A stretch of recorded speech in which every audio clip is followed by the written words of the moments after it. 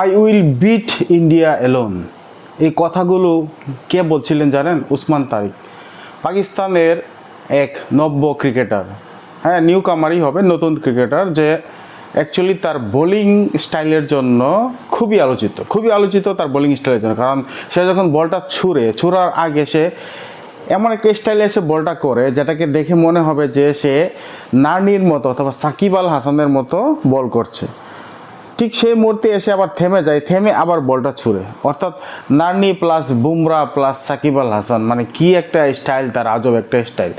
তো এই যে বল করতে এসে এভাবে এসে থেমে যাচ্ছে, তারপর ব্যাটসম্যানের গতিবিধি, তার চোখ কনসেন্ট্রেশন, এগুলো বুঝে বলটা থ্রু করছে, সেটা নিয়ে সে খুব বেশি আলোচিত।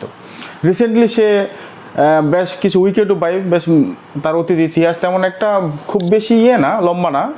জাস্ট রিসেন্টলি সম্ভবত লাস্ট ম্যাচে 4টা উইকেট পেয়েছিল। কিন্তু সে যাই হোক, তার বোলিং স্টাইল ব্যাটসম্যানকে কিছুটা হলেও বিভ্রান্ত করে, আর সেই স্টাইলের জন্য সে খুব বেশি আলোচিত। এবং এটাও বলা হচ্ছে যে তার বোলিং যে স্টাইল, সেটা চাকিং স্টাইল, অর্থাৎ তার বোলিং এর মধ্যে কিছু একটা ত্রুটি আছে, সেটাকে চাকিং বলে না কি বলে, বোলিংয়ের মধ্যে কোনো ত্রুটি থাকলে সেটা আইসিসি এক্সামিন করছে, তার পরীক্ষা নিবে বা কিছু একটা হবে, এরকম শোনা যাচ্ছিল আপাতত ভারত পাকিস্তান ম্যাচের আগে। কিন্তু এই মুহূর্তে কিছুটা ক্লিয়ার না, হয়তো বা ভবিষ্যতে তাকে আবার টেস্টের জন্য ডাকতে পারে তার বোলিং অ্যাকশনের জন্য। কথা হচ্ছে গর্ব করা উচিত না, গর্বের মধ্যে একটা লিমিটেশন থাকা উচিত। যে গর্ব এক জিনিসের, অহংকার এক জিনিস, সরি আমি মনে হয় ভুল বলছি, গর্ব নেই, অহংকার করা উচিত না। কিন্তু সে যেভাবে বলছে যে আমি একাই ভারতকে হারিয়ে দেব, I will beat India alone, ইংলিশে এটাকে এভাবেই সে এক্সপ্লেইন করতেছে। তার একটা ভিডিও ভাইরাল হয়েছে, হয়তো বা দেখেছেন। ভাই, ইন্ডিয়া কোনো একক টিম না যে আপনি গেলেন আর তাকে হারিয়ে দিলেন। আপনার 4 ওভার বল যদি ইন্ডিয়ান ব্যাটসম্যানরা যদি কোনো রান নাও করে, শুধু ডিফেন্স খেলে, তাও আপনি ইন্ডিয়াকে বিট করতে পারবেন না, সেটা সবাই জানে। কিন্তু দিন শেষে কি হলো? আপনারা হেরে গেছেন, খুব খারাপভাবে হেরে গেছেন। পাকিস্তান খুব খারাপভাবে, খুব বাজেভাবে হেরেছে।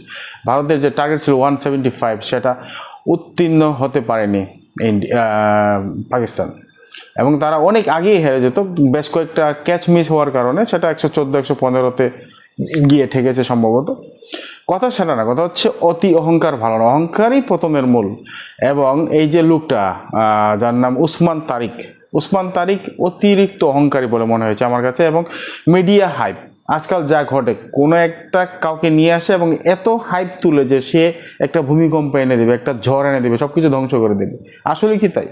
অতিরিক্ত হাইপেই তার পতন হয়েছে এবং আরও পতন হবে। অতিরিক্ত হাইপ ভালো না।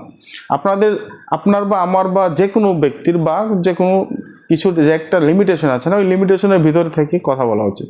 আমি যদি বলি যে আমি কালকে আমেরিকার প্রেসিডেন্ট হয়ে যাবো, এগুলো আজগুবি, মনে হবে পাগলের প্রলাপ। আপনি একাই ভারতকে হারিয়ে দেবেন, আর পরিণতি কি? আপনার পুরা দল মিলেও ভারতের রান করতে পারেন। ভারতের অর্ধেক রান মনে হয় করেছেন, বাকি অর্ধেক হাতে রেখে ম্যাচটা ফিনিশ করে দিয়েছেন, মানে হেরে গেছেন।